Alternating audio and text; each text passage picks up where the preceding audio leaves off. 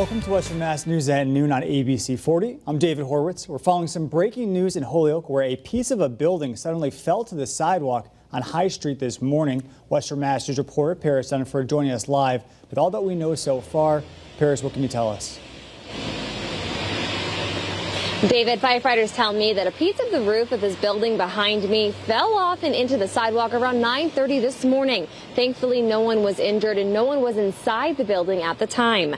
Now, they were on scene investigating the safety of this building all morning using drone technology. High Street has since reopened after being closed to traffic for this morning. Holyoke Public Works crews set up fencing around the building to ensure people avoid walking under the deteriorating roof.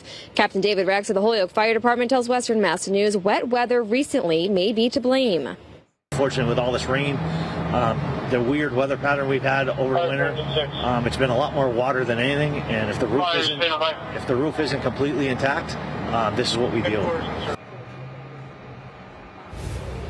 Now, as I mentioned, High Street, all of High Street has since been reopened. You can see that the DPW crew set up these barriers around the building. Firefighters still ask that you walk around them, avoid walking under that building. We'll have more on this issue tonight on Western Mass News beginning at ABC 40 on 4 p.m. For now, reporting live in Holyoke, Paris Dunford for Western Mass News.